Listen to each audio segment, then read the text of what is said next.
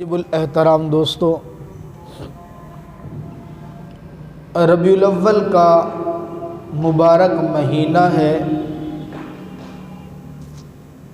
اس مبارک مہینے کے اندر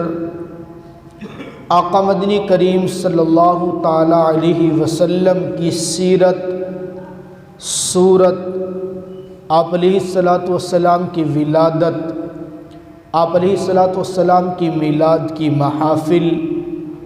اپنے زور و شور کے ساتھ منعقد کی جاتی ہیں، اور ظاہر ہے ایک مسلمان کو اپنے پیارے حبیب صلی اللہ تعالی علیہ وسلم سے محبت اور عقیدت جو ہے وہ اپنی اس محبت اور عقیدت کا اظہار کرتا ہے۔ میرا اللہ تمام مسلمانوں کی اس محبت اور عقیدت کے اظہار کرنے کو قبول و منظور فرمائے۔ آج کے خطبے میں، آج کے بیان میں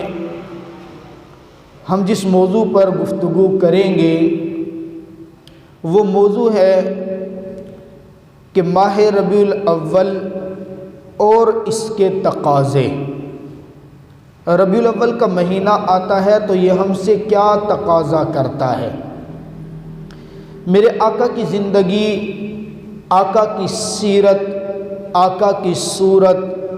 آپ علیہ الصلاۃ والسلام کی مدینہ کی زندگی، آپ علیہ الصلاۃ والسلام کی مکہ کی زندگی، آپ علیہ الصلاۃ والسلام کی گھر کی زندگی، باہر کی زندگی، پوری تاریخ کا اگر مطالعہ کیا جائے تو میں یوں کہہ سکتا ہوں کہ میرے آقا کی زندگی کے 4 بڑے اور اہم حصے ہیں۔ پہلا حصہ میرے آقا کی ولادت کا ہے، دوسرا حصہ آپ کے اور میرے پیارے حبیب صلی اللہ علیہ وسلم کی رسالت کا ہے، تیسرا حصہ آپ کے اور میرے پیارے حبیب صلی اللہ علیہ وسلم کی ہجرت کا ہے، اور چوتھا حصہ آپ کے اور میرے پیارے حبیب صلی اللہ علیہ وسلم کی رحلت کا ہے، وفات کا، دنیا چھوڑ کر اپنے پیارے اللہ کے پاس جانے کا حصہ ہے۔ ان چاروں واقعات، چاروں حصوں کو آپ اگر غور سے پڑھیں گے تاریخ کے اندر آپ کو واضح طور پر ملے گا کہ جس طرح میرے آقا کی ولادت مبارکہ وہ ماہ ربیع الاول کے اندر ہے، بالکل اسی طرح میرے آقا کی رسالت وہ بھی ربیع الاول کے مہینے میں ہے، اور بالکل اسی طرح میرے آقا کی ہجرت مبارکہ وہ بھی ربیع الاول میں ہے، اور میرے آقا کی وفات اور رحلت وہ بھی ربیع الاول ہی کے مہینے میں ہے۔ اب مسئلہ یہ ہے کہ ہم لوگ اپنے آپ کو عاشق رسول بھی کہتے ہیں، ہم لوگ اپنے آپ کو محب رسول بھی کہتے ہیں، ہم آقا کی میلاد کا تذکرہ بھی کرتے ہیں، ہم جشن آمد مصطفیٰ بھی مناتے ہیں، میلاد النبی صلی اللہ علیہ وسلم کی محفلیں بھی مناتے ہیں، آپ علیہ الصلاۃ والسلام کی ولادت پر ایک بڑا بھاری بھرکم کیک بھی کاٹتے ہیں، اور خوب ڈھول ڈالنا اور دھمال ڈالنا، خوشیاں منانا، جھوم جانا، یہ سارے کام کرتے ہیں۔ ربیع الاول کا چاند نظر آتے ہی، آج کل سوشل میڈیا کا دور ہے، میسیج پہ، واٹس ایپ پہ، فیس بک پہ، ہر جگہ ایک دوسرے کو مبارکباد پیش کی جا رہی ہوتی ہے، جشن آمد رسول مبارک ہو، ربیع الاول کا مہینہ مبارک ہو۔ نماز پڑھنے کی اتنی فکر نہیں ہوتی جتنی فکر ربیع الاول مہینے کی مبارکباد دینے کی فکر ہوتی ہے۔ آپ کسی کو اگر کہہ دیں کہ جی ربیع الاول کے مہینے کی مبارکباد دینا، اس کی کوئی اتنی خاص اہمیت نہیں ہے، مجال ہے کہ کوئی عاشق آپ کے ایمان کو سلامت رکھ سکے، فوراً آپ کے اوپر فتوے لگنا، آپ کے اوپر تانے کسنا، آپ کو نعوذ باللہ گستاخ رسول بنانے میں دیر نہیں کی جائے گی۔ حالانکہ شریعت کا حکم کیا ہے، اس کو سمجھنے میں ہم لوگ بڑی کوتاہی کرتے ہیں۔ آپ علیہ الصلاۃ والسلام کی ولادت خوشی کا موقع ہے، آپ کی ولادت خوشی کا موقع کیوں نہ ہو؟ آپ کے گھر میں یا میرے گھر میں بچہ پیدا ہو، ہم تو اس پہ خوشی مناتے ہیں، بیٹا پیدا ہو جائے یقیناً خوشی ہوتی ہے، طارق صاحب سے پوچھیں ان کا بھتیجا پیدا ہوا کتنی خوشی انہوں نے کی، ایک عالی شان دعوت کی، اس میں بیٹی میں ان کو کہہ رہا تھا اپنا نکاح کروا لیتے، اتنا خرچہ نہ ہوتا جتنا خرچہ انہوں نے بھتیجے کے عقیقے پہ کر دیا۔ کرنا بھی چاہیے، اللہ رب العزت نے بیٹا دیا ہے، خوشی ہونی چاہیے۔ تو ہمارے گھر میں بچہ پیدا ہو ہمیں خوشی ہوتی ہے، تو آقا مدنی کریم صلی اللہ علیہ وسلم جن کے لیے کائنات کو بنایا گیا ان کی پیدائش پہ خوشی کیوں نہیں ہوگی؟ خوشی تو ہوتی ہے، ولادت رسول اس ماہ مبارک میں خوشی ہے، اور خوشی کرنے والوں نے خوشی کی بھی ہے، لیکن سوچنا یہ ہے کہ جس طرح میرے آقا کی ولادت کا مہینہ یہ ہے، آقا کی رسالت کا مہینہ بھی یہی ہے، آقا کی ہجرت کا مہینہ بھی یہی ہے، آقا کی دنیا سے رحلت کا مہینہ بھی یہی ہے۔ ارمان اس بات کا ہے، ہم اپنے آپ کو عاشق رسول کہتے ہیں، ہم اپنے آپ کو محب رسول کہتے ہیں۔ کیا وجہ ہے کہ ہم ربیع الاول کے مہینہ شروع ہوتے ہی جشن میلاد مصطفیٰ تو مناتے ہیں، محفل میلاد مصطفیٰ تو لگتی ہے، آقا کی میلاد اور ولادت پہ جلسے اور جلوس تو ہوتے ہیں، میرے آقا کی رسالت کو بیان کیوں نہیں کیا جاتا؟ میرے آقا کی ہجرت کا تذکرہ کیوں نہیں ہوتا؟ میرے آقا کی وفات کو بیان کیوں نہیں کیا جاتا؟ یہ چار اہم چیزیں، میرے آقا کی ولادت وہ بھی ربیع الاول میں، آقا کی رسالت وہ بھی ربیع الاول میں،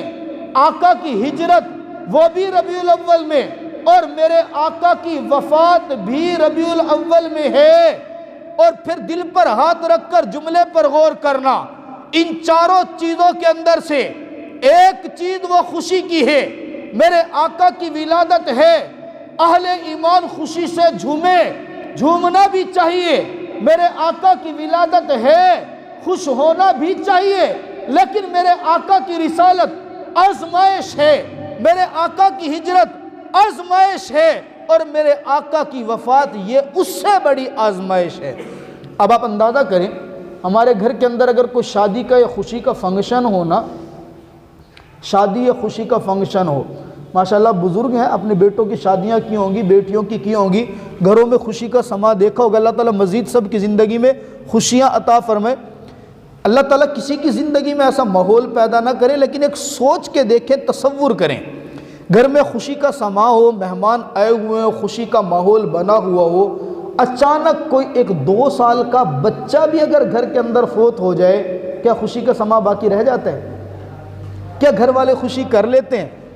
کیا گھر کے اندر وہ خوشی کی شہنائیاں بجتی ہیں؟ کیا گھر والے اسی انداز سے خوشی کے اندر مٹھائیاں بانٹتے ہیں؟ ممکن بھی نہیں ہے۔ گھر کے اندر خوشی کے عالم میں ایک 2 سال کا بچہ دنیا سے چلا جائے، ہماری خوشی پھیکی پڑ جاتی ہے۔ ایمان والو غور کرو، وہ مہینہ جس میں میرے آقا کی ولادت ہوئی یقیناً خوشی کا مہینہ ہے، میرے آقا دنیا میں آئے یقیناً خوشی کا سما ہے، لیکن یہ بھی تو دیکھ کہ اسی مہینے میں میرے آقا یہ دنیا چھوڑ کر بھی تو گئے ہیں۔ کل پرسوں میڈیا پہ آپ نے بھی خبر سنی ہوگی، میں نے بھی سنی ہے، دریا خان کے حوالے سے خبر تھی، یہاں کہیں قریب سے کوئی جشن آمد رسول صلی اللہ علیہ وسلم کے ایک جلوس نکلنا تھا، جگہ بھی یہیں کہیں آپ کے قریب ہے، ایک جلوس نکلنا تھا، وقت متعین تھا، ٹائم طے تھا، صحافیوں کو بلایا گیا، شہر میں بتایا گیا جلوس متعین ہے، وقت مقررہ سے کچھ دیر پہلے، 1 دن پہلے یا 2 دن پہلے جلوس نکالنے والوں کے رشتہ داروں میں کوئی فوتگی ہو گئی، کوئی میت ہو گئی، پھر میڈیا پہ خبر چلی جی جلوس کینسل کر دیا گیا میت کی وجہ سے، جلوس کینسل کر دیا گیا ہے فلاں غم کی وجہ سے۔ اپنے ایمان سے دل پہ ہاتھ رکھ کے ایمان سے پوچھو صحیح،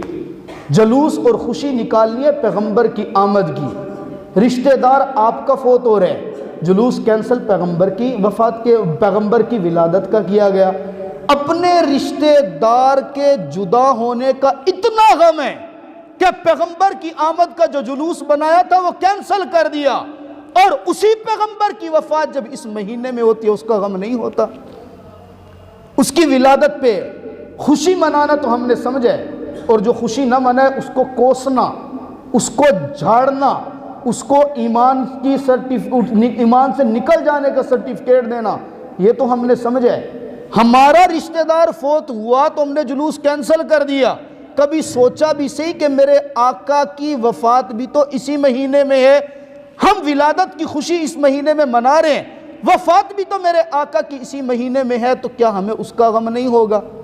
کرنا چاہیے نا جی۔ اگر خوشی منا رہے ہیں تو پیغمبر کی وفات کو بھی تو سمجھنا چاہیے۔ میں عرض کرو، میرے آقا کی 4 چیزیں، ولادت ایک خوشی کی ہے، خوشی کی بھی گئی ہے۔ ابو جہل بیٹھا تھا اپنی محفل میں، بتانے والوں نے آ کے بتایا تیرا بھتیجا پیدا ہوا، میرا بھتیجا پیدا ہوا مجھے بھی خوشی ہوگی۔ ابو لہب چچا تھا، خوشی ہونی تھی، آ کے بتایا لونڈی نے آپ کا بھتیجا پیدا ہوا، یوں انگلی سے اشارہ کیا، جا تجھے آزاد کرتا ہوں۔ خوشی کی بھتیجے کی پیدائش پہ، اور خوشی کے عالم کے اندر اس لونڈی کو آزاد کر دیا۔ میں نے عرض کیا آپ کے گھر میں بچہ پیدا، میرے گھر میں بچہ پیدا، یقیناً خوشی منائیں گے، یقیناً پیغمبر دو جہاں دنیا کے اندر آئے، خوشی منانی چاہیے تھی، منانے والے نے اپنی لونڈی کو آزاد کر دیا۔ میرے آقا کی ولادت ہوتی ہے، میرا اللہ ولادت کے اندر کیا کرتا ہے؟ کیسر و کسریٰ کے محل کے اندر جو کنگرے لگے ہوئے تھے، میرے اللہ نے وہ کنگرے گرا دیے۔ اب وہ جو فارس کے اندر آتش کدہ آگ جلی ہوئی تھی عرصے دراز سے، وہ آگ میرا اللہ میرے آقا کی ولادت کی برکت سے بجھا دیتا ہے۔ تاریخ میں لکھے، میں نے پچھلے جمعے آپ کے سامنے ذکر کیا، میرے آقا کی ولادت سے پہلے بیٹیوں کو زندہ درگود کر دیا جاتا تھا۔ پورا واقعہ میں نے سنایا، آپ حضرات نے سنا، جو احباب وقت پہ تشریف لاتے ہیں ان احباب نے وہ توجہ سے واقعہ سنا ہوگا۔ یہ بھی تاریخ کے اندر لکھا ہے، جس سال میرے آقا کی پیدائش ہوئی ہے نا، اس پورے سال کے اندر، اس پورے مہینے کے اندر کسی بھی ماں کے بطن سے بچی پیدا نہیں ہوئی تھی۔ جو بھی عورتیں حاملہ تھی، جس عورت کو بھی میرے اللہ نے اولاد دی تو اولاد بیٹا عطا کیا، بیٹی نہیں دی۔ یہ کیوں نہیں دی؟ میرا اللہ جانتا تھا میرا محبوب یہ پورے کائنات کے لیے رحمت بن کر آ رہا ہے، میں نہیں برداشت کرتا ایک طرف تو ایک گھر کے اندر میرے محبوب کی آمد کی شہنائیاں بجیں، ایک طرف تو میرے آقا کی ولادت کی خوشی ہو، اور دور کسی علاقے کے اندر کوئی بچی پیدا ہو، ایک ہی وقت میں میرے محبوب کی ولادت کی خوشی بھی ہو، اور اسی وقت کے اندر کسی جگہ پر کسی بچی کو زندہ بھی درگود کیا جائے، میرا رب برداشت نہیں کرتا۔ عرض کیا، ولادت کی خوشی تو ہے، لیکن ساتھ دیکھیں رسالت، یہ میرے آقا کو اسی مہینے کے اندر ملتی ہے، یہ آزمائش ہے۔ آپ علیہ السلام نے جب 40 سال کی عمر کے اندر اعلان نبوت کیا، آپ نے پڑھا، آپ نے سنا، نبوت کے اعلان کرنے سے پہلے اپنے قبیلے میں، اپنے علاقے میں، اپنے شہر میں سب سے زیادہ سچے بھی آپ، سب سے زیادہ صادق بھی آپ، سب سے زیادہ امین بھی آپ، سب سے زیادہ اچھے بھی آپ کا اخلاق بھی خوبصورت، آپ کی معاشرت بھی خوبصورت، آپ کی زندگی بھی خوبصورت۔ میرے آقا پوری قوم کو اکٹھا کرتے ہیں، صفا پہاڑی پہ چڑھ کر کھڑے ہو کر اعلان کرتے ہیں، لوگو اگر میں تمہیں کہوں کہ اس پہاڑی کے پیچھے سے ایک لشکر آ کر صبح سویرے تم پر حملہ کرے گا، کیا تم میری بات مان لو گے؟ وہ پورے مکہ والے کھڑے ہو کر اعلان کرتے ہیں، اے محمد بن عبداللہ تو نے آج تک جھوٹ نہیں بولا، رب کعبہ کی قسم تو اگر کہہ رہا ہے تو یقیناً سچ کہہ رہا ہے، ہمیں لشکر نہ بھی نظر آئے نا ہم تب بھی تصدیق کریں گے کہ وہ ہم پر حملہ کرے گا۔ میرا پیغمبر اپنی صداقت کا اعلان کرا کے، اپنے کردار کو پیش کر کے، اپنی جوانی کو پیش کر کے کہتا ہے، ایھا الناس قولوا لا الہ الا اللہ تفلحون، لوگو جب تم مجھے سچا بھی مانتے ہو، صادق بھی مانتے ہو، امین بھی مانتے ہو، پھر میری بات پر میرے کلمے کو پڑھ کر تم جہنم سے نکل کر جنت میں جانے والے بن جاؤ۔ اب تاریخ گواہ ہے، وہی لوگ جو سچا کہہ رہے تھے، وہی جو صادق اور امین کہہ رہے تھے، سب سے پہلے مجمع کے اندر سے کھڑا ہوتا ہے ابو لہب، کھڑا ہو کر نعوذ باللہ میرے آقا کی شان میں گستاخی کرتا ہے، اور کرتے ہوئے کہتے ہیں نقل کفر نہ باشد، تبا لک یا محمد، اے محمد تیرے تو ہاتھ اور پاؤں نعوذ باللہ ٹوٹ جائیں، تو برباد ہو جائے، تو نے ہمیں اس لیے اکٹھا کیا، لہذا جماعتنا، اس لیے جمع کیا کہ تو ہمیں ہمارے بتوں سے متنفر کر کے ایک اللہ کی عبادت کے لیے اکسائے۔ اب آپ اندازہ کریں، یہ میرے آقا نے پیغام نبوت جو پہنچانے کی ابتدا کی ربیع الاول میں کی، ولادت کی خوشی اپنی جگہ، لیکن میرے آقا کی ذات پر سب سے پہلے کیچڑ اچھلا، اسی رسالت کی وجہ سے میرے آقا کو سجدے کے اندر میرے آقا کی پشت پر اوجڑی ڈالی گئی، آقا کے بدن کے اوپر پتھر برسائے گئے، طائف کے میدان میں لہو لہان کیا گیا، شعب ابی طالب کی گھاٹی کے اندر میرے آقا کو محصور کر دیا گیا، میرے آقا اور آقا کے صحابہ پر ظلم و ستم کے پہاڑ توڑے گئے، یہ سارے کے سارے رسالت کی وجہ سے، اور یہ رسالت میرے آقا کو ربیع الاول میں ملتی ہے۔ اب ذرا اپنے ایمان کو جھنجھوڑ کر پوچھو تو صحیح، جس ربیع الاول میں پیغمبر کو ولادت ملتی ہے، ہم خوشی مناتے ہیں، اسی پیغمبر کو ربیع الاول میں رسالت بھی تو ملتی ہے جس پہ تکلیف ہوتی ہے۔ ہمیں کیا ہو جاتا ہے، ہم رسالت کو نہیں سمجھتے، ہمیں کیا ہو جاتا ہے پیغمبر کی تکلیف کو ہم سمجھتے نہیں ہیں، ہمیں کیا ہو جاتا ہے، ہم خوشی کے اندر ڈھول تو بجاتے ہیں، ہم خوشی کے اندر بھنگڑے تو ڈالتے ہیں، ہم خوشی کے اندر مبارک بادیں تو دے رہے ہیں، لیکن کبھی یہ بھی سوچا کہ میرے آقا کے آنے کا مقصد خوشیاں منانا نہیں، میرے آقا کی ولادت کا مقصد تو دین پر عمل کرنا تھا۔ تیسری چیز، میرے آقا کی ہجرت، آپ علیہ الصلوۃ والسلام کو ہجرت بھی اسی ماہ مبارک میں ہوئی۔ ہجرت کتنی بڑی آزمائش تھی، آقا مدنی کریم صلی اللہ علیہ وسلم پر جس وقت ظلم و تشدد کے پہاڑ توڑے گئے، اتنا ظلم ہوا، پیغمبر کو میرے اللہ نے حکم دیا، اے میرے محبوب اب مکہ میں رہنے کی اجازت نہیں ہے۔ اللہ کیا کروں، مکہ کو چھوڑ یہاں سے جا، مدینہ کے اندر چلا جا۔ میرے آقا مدینہ جانے کے لیے نکلے ہیں، تاریخ میں لکھا ہے جب میرے آقا مکہ سے نکل رہے تھے، ایک قدم آگے چلتے اور مڑ مڑ کے یوں پیچھے کی طرف دیکھتے، پھر آگے چلتے پھر پیچھے کی طرف۔ آپ خود اندازہ کریں، آپ نے ایک گھر بنایا ہو، گھر کے اوپر 20 سال 25 سال محنت کی ہو، گھر کو آباد کیا ہو، آباد کرنے کے بعد اچانک آپ کو کہہ دیا جائے کہ اس لگے لگائے جمے جمائے گھر کو چھوڑ کر نکل جاؤ، کتنی تکلیف ہوگی۔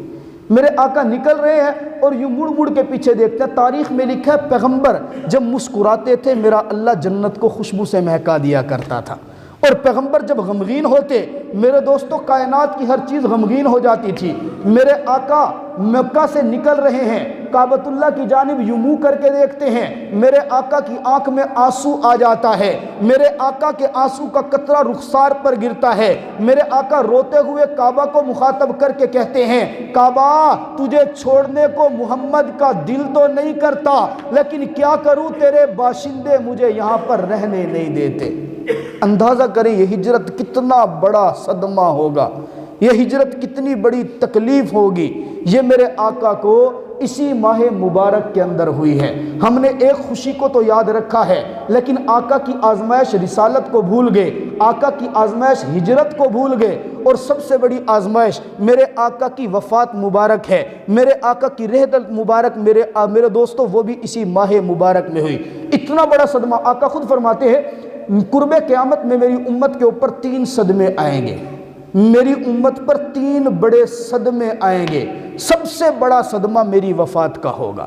سب سے بڑا صدمہ میری وفات کا۔ آقا کی وفات کا صدمہ کیا ہے؟ ایک صحابی مکہ سے مدینہ سے نکلے ہیں اور بکریاں چرانے کے لیے جنگل میں گئے ہوئے ہیں، آپ علیہ الصلوۃ والسلام کی وفات ہو جاتی ہے۔ تاریخ میں لکھا ہے جب میرے آقا کی وفات ہوئی، قد اظلم المدینہ، ایسے ہو گیا جیسے مدینہ کے اوپر تاریک بادل چھا گئے ہوں، ہر بندہ پریشانی کے اندر مبتلا، ہر آنکھ اشک بار ہے، ہر ماں رو رہی ہے، ہر بہن کی آنکھ میں آنسو ہے، صحابہ پریشان ہے۔ وہ عمر بن خطاب جو جرت کا پہاڑ ہے، وہ عمر بن خطاب کے جس کو دیکھ کر شیطان راستہ چھوڑ دیتا ہے، جناب عمر کو بتایا گیا جناب محمد عربی دنیا سے چلے گئے، خدا کی قسم عمر تلوار لے کر، ننگی تلوار لے کر میدان میں کھڑے ہو گئے اور زبان سے جرت کے ساتھ کہتے ہیں اگر کسی نے دوبارہ یہ کلمہ کہا میرا محبوب دنیا سے چلا گیا، رب کعبہ کی قسم عمر تلوار سے اس کا سر اس کے تن سے جدا کر دے گا۔ اتنا بڑا صدمہ۔ صحابی جنگل کے اندر موجود، کسی نے جا کے بتایا تو بکریاں چرا رہا ہے، تیرا محبوب مدینے میں جس کی تو زیارت کرتا تھا وہ تو کفن پہن چکا، وہ تو دنیا سے چلا گیا۔ میرے دوستو صحابی کی کیفیت دیکھیے، بھاگتے ہوئے آتے ہیں، جنگل سے بھاگتے ہوئے مدینہ کے کنارے پہنچتے ہیں، اور پہنچ کر یوں آنکھ کے اوپر انگلیاں رکھی اور انگلیاں رکھ کر آنکھوں کو مسلتے ہیں، آسمان کی طرف یوں منہ کرتے ہیں، انگلیاں رکھی ہوئی، اللہ سے دعا کرتے ہیں، اللہ میں مدینے میں آتا تھا ان آنکھوں سے اپنے حبیب کی زیارت کرتا تھا، اب میرا حبیب دنیا میں نہیں رہا، میں اپنی ان آنکھوں سے کسی اور کو دیکھنا نہیں چاہتا، اللہ میں تجھ سے دعا کرتا ہوں آخری بار بھی ان آنکھوں نے محمد عربی کے چہرے کی زیارت کی تھی، اللہ میں دعا کرتا ہوں میری بینائی چھین لے، کل قیامت والے دن جب میرا حبیب میرے سامنے آئے تو میری بینائی لوٹا دینا۔ تاریخ گواہ ہے، جیسے اس صحابی نے اپنے ہاتھوں کو آنکھوں سے اتارا تو نابینا ہو چکے تھے۔ میرے دوستو، یہ ولادت میرے آقا کی ربیع الاول میں ہے، رسالت بھی میرے آقا کی ربیع الاول میں، رحلت بھی میرے آقا کی ربیع الاول میں۔ ان چاروں چیزوں سے ہمیں بڑا کچھ ملتا ہے۔ آپ علیہ الصلوۃ والسلام کی ولادت سے ہمیں آزادی ملی ہے، آپ علیہ الصلوۃ والسلام کی ولادت سے ہمیں حریت ملتی ہے، آپ علیہ السلام کی رسالت سے ہمیں شریعت ملی، ہمیں پتہ چلا نماز کیا ہے، ہمیں پتہ چلا روزہ کیا ہے، ہمیں پتہ چلا والدین کا احترام کیا ہے، ہمیں پتہ چلا طہارت کیسے حاصل کرنی ہے۔ میرے آقا کی رسالت کا صدقہ ہے۔ ہجرت سے کیا ملتا ہے؟ میرے آقا کی ہجرت سے ہمیں میرے دوستو تقویت ملتی ہے، ہمیں جہاد ملتا ہے۔ خدا کی قسم، میرے آقا جب مکہ سے ہجرت کر کے مدینہ میں گئے ہیں، پورے مدینہ کے اندر کوئی ایک جگہ بھی میرے آقا کی ایسی نہیں تھی کہ جس جگہ پر میرے آقا جا کے رہائش اختیار کرتے۔ آقا جس اونٹنی پہ سوار تھے، میرے آقا نے فرمایا مامور من اللہ، یہ میری سواری اللہ کے حکم کے تابع ہے، اس کو چھوڑ دو، یہ جہاں جا کے بیٹھے گی مجھ محمد کا وہیں پہ بسیرا ہوگا۔ تاریخ میں لکھا ہے اونٹنی چلتی ہوئی جناب ابو ایوب انصاری کے مکان پر بیٹھتی ہے، اسی ابو ایوب انصاری کے مکان کو میرے آقا نے اپنی رہائش گاہ بنایا۔ اب دل پر ہاتھ رکھ کر میرے جملے پر غور کرنا، وہ پیغمبر جو مکہ سے ہجرت کر کے مدینہ ربیع الاول میں آتا ہے، مدینے کے اندر میرے پیغمبر کے پاس ایک چھت بھی نہیں ہے، ایک آشیانہ بھی نہیں ہے، لیکن یہی پیغمبر جب ہجرت کر کے آیا، ہجرت سے پہلے اللہ کا حکم ہے پیغمبر کسی کے ساتھ مقابلہ نہیں کرنا، کوئی ظلم کرتا ہے سہ جانا، کوئی تشدد کرتا ہے سہ جانا۔ آپ کے اور آپ کے صحابہ کے بدن سے خون نکالا جاتا ہے، پیغمبر مقابلہ نہیں کرنا۔ گرم ریت کے اوپر لٹایا جاتا ہے، پیغمبر مقابلہ نہیں کرنا۔ آپ کی چربی، آپ کے صحابہ کی چربی اور خون سے آگ کے شعلوں کو بجھایا جاتا ہے، پیغمبر مقابلہ نہیں کرنا۔ ہاں، جب بات حد سے بڑھ گئی ہے، میرا رب ربیع الاول کے مہینے میں کہتا ہے اے پیغمبر اب مکہ چھوڑ کر مدینہ چلا جا۔ اب مدینے کے اندر پیغمبر آتے ہیں، اپنا گھر نہیں، اپنی مسجد نہیں، اپنی جگہ نہیں، لیکن یہی پیغمبر کو میرے اللہ نے ہجرت کے بعد جہاد کی نعمت عطا کی ہے، تقویت عطا کی ہے، قوت عطا کی ہے، حکم دیا ہے اے پیغمبر اب تک برداشت کرتے تھے، اب برداشت نہیں کرنی، جو آنکھ تیری طرف اٹھے اس آنکھ کو نکال دینا، جو ہاتھ اسلام کی طرف بڑھے اس ہاتھ کو کاٹ دینا، جو پاؤں اسلام کے مخالف چلے اس کو کاٹ دینا۔ رب کعبہ کی قسم وہی محمد عربی ہے، جب مدینے میں آیا تھا مکان بھی اپنا نہیں ہے، اور جب مدینہ کی دھرتی پر میرے آقا کی رحلت ہوتی ہے، انتقال ہوتی ہے، 9 لاکھ مربع میل پر اسلام کا پرچم لہرا رہا ہوتا ہے۔ یہ ساری باتیں عرض کرنے کا مقصد، وقت کم ہے، آپ حضرات سے پہلے بھی کئی مرتبہ درخواست کی ہے، ہم بیان شروع کرتے ہیں 12:35 پہ۔ خدا را پورے ہفتے کے اندر ایک دن تو اپنی زندگی کا ایسا نکالے جس میں 20 منٹ یا 25 منٹ آقا اور آقا کے صحابہ کی بات سن سکے۔ بڑا پیارا ماحول ہمارا چل رہا تھا الحمدللہ۔ یہ گزشتہ 3-4 جمعوں سے ایسا ہو رہا ہے کہ ساتھی بہت لیٹ تشریف لاتے ہیں۔ پہلے الحمدللہ میرے آنے سے بھی پہلے یہاں اچھے خاصے ساتھی موجود ہوتے تھے، آپ حضرات بیان سننے کے لیے آتے تھے۔ پتہ نہیں میرا اخلاص کم ہو گیا ہے، پتہ نہیں میں اخلاص سے بات نہیں کر رہا ہوں، یا آپ کے ساتھ کوئی مسئلہ ہے، ساتھی بہت لیٹ آتے ہیں۔ تو میری درخواست ہے پہلے کی طرح محبت کا ثبوت دیں اور وقت مقررہ پہ تشریف لانے کی کوشش کریں۔ جب آپ وقت کی پابندی کریں گے انشاءاللہ ہم بھی وقت کی پابندی کریں گے۔ آپ 12:30 مسجد میں پہنچنا شروع کر دیں۔ خدا کی قسم ممبر پہ بیٹھ کے کہہ رہا ہوں، جیسے آپ وقت کی پابندی کریں گے ہم بھی ٹھیک 1 بجے اللہ اکبر بیان نہیں ختم کریں گے، ٹھیک 1 بجے جمعے کی نماز پڑھانا شروع کر دیں گے۔ بہرحال آخری بات سمجھیے گا، میں عرض کر رہا تھا کہ میرے آقا کی ولادت بھی ماہ ربیع الاول میں،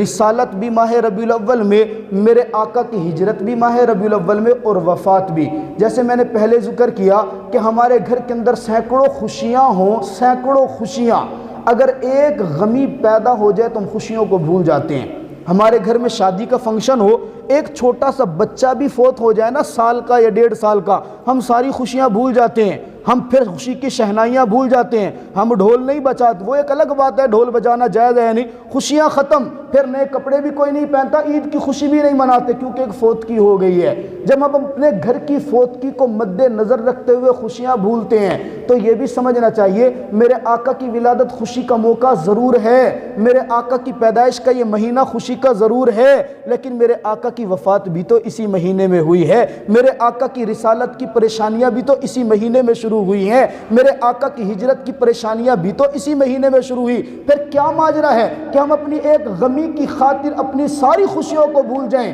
ہم پیغمبر کی غمی کے آگے اپنی خوشیوں کو کیوں نہیں بھولتے؟ اللہ رب العزت ہمیں سمجھنے کی توفیق عطا فرمائے۔ ہاں، محبت کا اظہار کریں تو یہ ضرور کریں۔ آخری بات میری سن لیں،